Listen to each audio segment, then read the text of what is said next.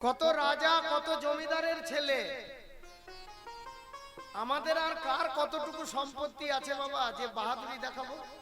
হ্যাঁ, কার কতটুকু বিষয় সম্পত্তি আছে, কার কতটুকু টাকা পয়সা আছে, যে যার যার মায়ায় আমরা গৌরকে চিনতে পারি না, যার মায়ায় আমরা গৌরকে ভালোবাসতে পারলাম না। বিষয় বিষয় আমার আমার আমার আমার, এই জায়গা আমার, এই টাকা আমার, এই বাড়ি আমার, এই গাড়ি আমার, আমার আমার করতে করতে জীবনে কোনোদিন বলতে পারলাম না যে গৌর আমার। অথচ কত ধনী ব্যক্তি, কত রাজা জমিদার, মাসে 12 লক্ষ টাকা আয়। রঘুনাথ দাস গোস্বামী মাসে 12 লক্ষ টাকা, আজকের কথা নয় বাবা। রঘুনাথ দাস গোস্বামী হিরণ্য গোবর্ধন দুই ভাইয়ের একমাত্র সন্তান। মাসে 12 লক্ষ টাকা যাদের আয়, সেই হিরণ্য গোবর্ধনের পুত্র যার নাম রঘুনাথ, ছোটবেলা থেকেই কৃষ্ণ পদে অনুরাগ, ছোটবেলা থেকেই কৃষ্ণ কৃষ্ণ বলে কাঁদে। তা বাবা, সেই রঘুনাথ দাস গোস্বামী কে ঘরে বন্দি করে রাখার জন্য ছেলে সুযোগ পেলেই বৃন্দাবনে চলে যাবে, এমন অবস্থা। যাকে দেখতে পাই তাকেই বলে আমাকে আমাকে এনে দিতে পারবে? বলে কি চাই তোমার? আমাকে কৃষ্ণ এনে দিতে পারবে? ওই 10-12 বছরের ছোট্ট ছেলে, অথচ তার বাবার বছরে মাসে 12 লক্ষ টাকা আয়। সে কিনা এরকম করে। এবার রঘুনাথ দাস গোস্বামী করে, তার বাবা করেছে কি, ছেলে যাতে চলে যেতে না পারে তার জন্য 6 জন পাহারাদার দিন রাত ওই ছেলেকে পাহারা দিয়ে থাকতো। 6 জন পাহারাদার স্নান করতো, তারাই থাকতো, খাওয়ার সময়, ঘুমানোর সময়। ছেলে যদি চলে যায়, একমাত্র ছেলে তো জমিদারের।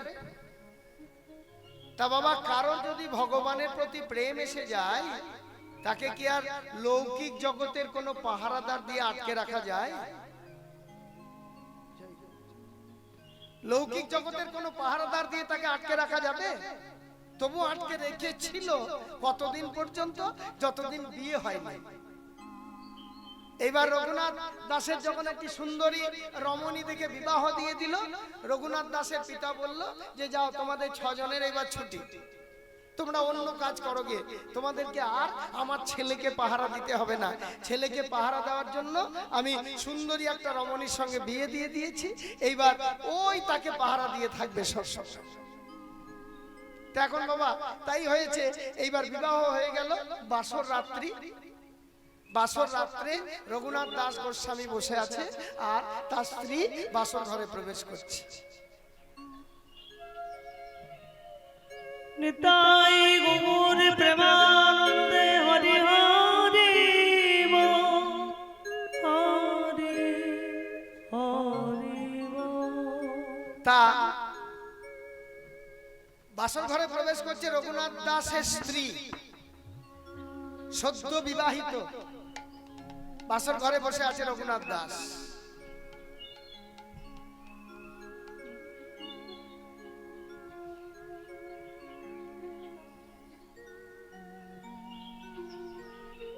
তা রঘুনাথ দাসের স্ত্রী যখন বাসর ঘরে পৌঁছাচ্ছে, তখন দেখছে রঘুনাথ দাস বসে বসে কাঁদছে। তার স্ত্রী বলছে, কি গো, কি স্বামী, আপনি কাঁদছেন কেন? তার মানে আমি কি আপনার পছন্দের নই? আমি কি আপনার সেবার যোগ্য নই? রঘুনাথ দাস গোস্বামী বলছে, না তা নয়। বলে তবে আপনি কাঁদছেন? বলে তুমি তো আমার অর্ধাঙ্গিনী, তুমি তো আমার সহধর্মিনী, তা তুমি কি পারবে আমার কান্না বন্ধ করতে? রঘুনাথ দাসের স্ত্রী সঙ্গে সঙ্গে বলল যে আমি যদি আপনার কান্না বন্ধ করতে নাই পারলাম, তবে আমি আপনার সহধর্মিনী হলাম কি করে? আপনি বলুন কি করলে আপনার কান্না বন্ধ হবে? তখন রঘুনাথ দাস বলে উঠল, আমার কান্না যদি বন্ধ করতে চাও, আমার বাবা আমাকে এতদিন বন্দী করে রেখেছিল, আমাকে কৃষ্ণ দর্শনে যেতে দেয়নি। তাই তুমি যদি আমার কান্না বন্ধ করতে চাও, তবে তুমি কি পারবে? তুমি যখন আমার সহধর্মিনী, তুমি তুমি কি পারবে আজকের রাত্রেই ওই গবাক্ষ দরজা খুলে আমাকে বৃন্দাবনে যাওয়ার অনুমতি দিতে? হরি বল হরি হরি।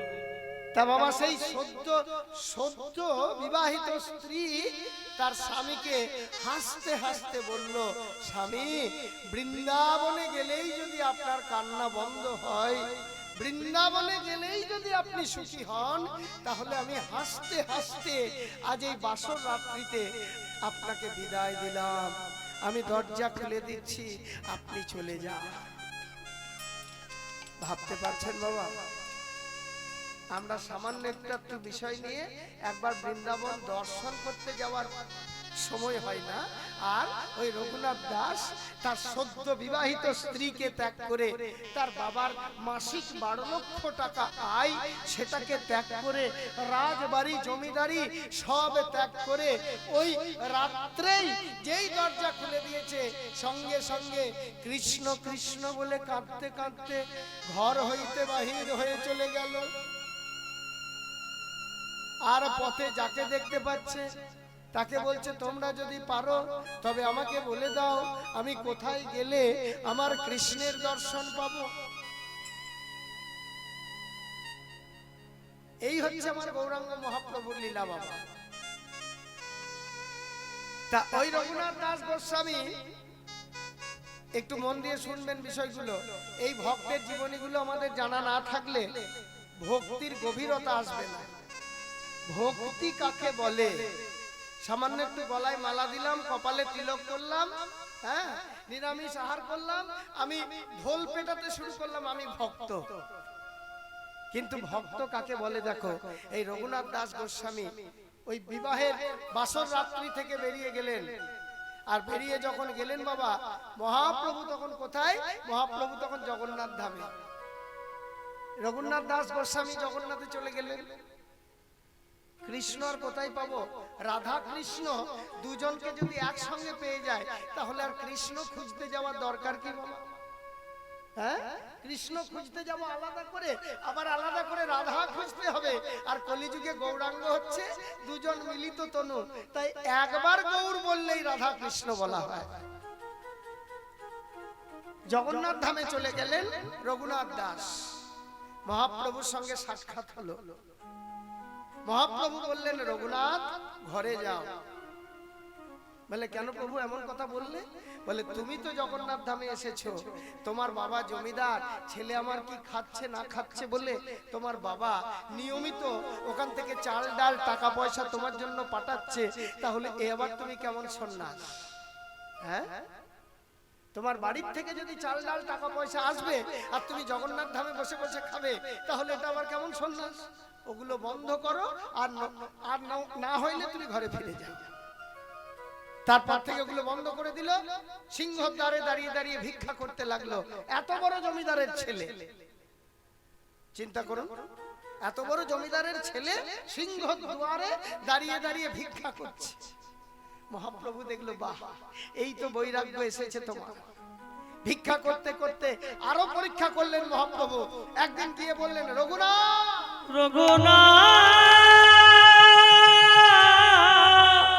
বলো প্রভু, এ তুমি কি করছো? এ তুমি কি করছো রঘুনাথ? বলে, কেন প্রভু? আমি ভিক্ষা করছি। বলে, তুমি কি জানো না এটাও তোমার জন্য ঠিক নয়? সন্ন্যাসী সে আবার চিন্তা করবে কিসের জন্য? আহারের জন্য চিন্তা করবে কেন? সন্ন্যাসী তো এইসব চিন্তা করে না, তবে তুমি কেন এটা করছো? রঘুনাথ দাস গোস্বামী বলল, ঠিক আছে প্রভু, আমি এটাও কাল থেকে করব না। ভিক্ষাবৃত্তিও ত্যাগ করে দিল। এইবার চিন্তা করে দেখো মায়েরা, বাবা টাকা পয়সা চাল ডাল পাঠাচ্ছিল, সেটা বন্ধ হলো। ভিক্ষা করে খাচ্ছিল, সেটাও বন্ধ করে দিলেন মহাপ্রভু। তাহলে এবার খাবেন কি? 3 দিন অনাহারে ছিলেন। 3 দিন কিচ্ছু খাবার জোটেনি। ভিক্ষা না করলেই বা খাবে কি? বাবা চাল ডাল আসা বন্ধ হয়ে গেছে, খাবে কি? তা 3 দিন অনাহারে থাকার পর আর কি কোনো জীব না খেয়ে থাকতে পারবে? তখন রঘুনাথ দাস গোস্বামী কি করলেন না, জগন্নাথ মন্দিরে যারা গেছেন, জগন্নাথ দর্শন কারা কারা করেছেন এখানে একটু হাত তুলুন দেখি। পুরী কারা গেছেন? পুরী জগন্নাথ, বাহ। জগন্নাথে যারা গেছেন বা যারা যাবেন, দেখবেন জগন্নাথ মন্দিরে একটি মস্ত বড় রান্নাঘর, ওটাকে বলা হয় জগার হোটেল। না দেখলে জগন্নাথের কৃপা বোঝা যাবে না। এত ভোগ রান্না হচ্ছে, এত ভোগ রান্না হচ্ছে, এত ভোগ রান্না হচ্ছে, এত ভক্ত প্রসাদ পাচ্ছে যে কোনোদিন প্রসাদেরও ঘাটতি নেই, কোনো কিছুর কোনো অভাব নেই। শুধু মাটির মালসাগুলো দেখলে সাধারণ মানুষ অবাক হয়ে বসে বসে হিসাব করবে যে প্রত্যেক দিন এত নতুন নতুন মাটির মালসাগুলো কোথা থেকে আসে। তা সেই জগন্নাথ মন্দিরে ভোগ রন্ধন করার পর সেই প্রসাদগুলো জল দিয়ে ধুয়ে দেয়, আর সেগুলো বিভিন্ন দিকে নর্দমা আছে, সেই নর্দমা দিকে বেরিয়ে একটা বড় নালা বেয়ে চলে যায়। রঘুনাথ দাস গোস্বামী জমিদারের ছেলে, হিরণ্য গোবর্ধনের ছেলে, 3 দিন খেতে পায়নি, মস্ত বড় একটা কচুর পাতা নিয়েছে, আর ওই নর্দমা দিয়ে বয়ে যাচ্ছে যে প্রসাদগুলো, সেই প্রসাদগুলো তুলে তুলে কচু পাতার উপর জড়ো করেছে। 3 দিন অনাহারে আছে বাবা, আর কি না খেয়ে থাকতে পারে? সেই জল দিয়ে ধুয়ে দেওয়া নর্দমা দিয়ে বয়ে যাওয়া প্রসাদ, সেই প্রসাদ তুলে তুলে জড়ো করেছে কচু পাতার উপর। এইবার কি করেছে, ওখান থেকে এক মুষ্টি নিয়ে যখন খেতে যাবে, মহাপ্রভু এসে হাতে ধরেছে। এ কি করছো রঘুনাথ? তুমি কি জানো না, যারা আমার ভক্ত হয় তারা আমাকে না দিয়ে তো কেউ খায় না। তুমি এমন করে চুরি করে নিজেই খাচ্ছ। রঘুনাথ দাস গোস্বামী তখন বলছে, প্রভু নর্দমা থেকে প্রসাদ তুলেছি, আমি খিদের জ্বালা সহ্য করতে না পেরে ওই প্রসাদ আমি খেতে পারি, কিন্তু আমি তোমাকে কেমন করে দেব প্রভু?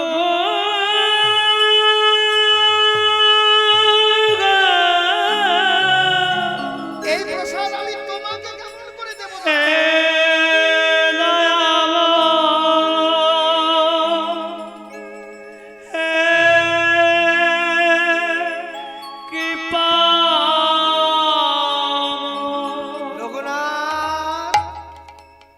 ওই প্রসাদ তুমি খেতে পারো আর আমি খেতে পারি না। দাও রঘুনাথ, ওই নর্দমা থেকে তোলা প্রসাদ তুমি আমাকে দাও, পরে তুমি প্রসাদ পেও। এই হচ্ছে আমার গৌরাঙ্গ মহাপ্রভুর লীলা। কি ভাই অপরূপ আমার গৌরাঙ্গের লীলা, রাজা হয়েও কাঁধে করে বৈষ্ণবের ঝোলা। এই হচ্ছে গৌরাঙ্গ মহাপ্রভু।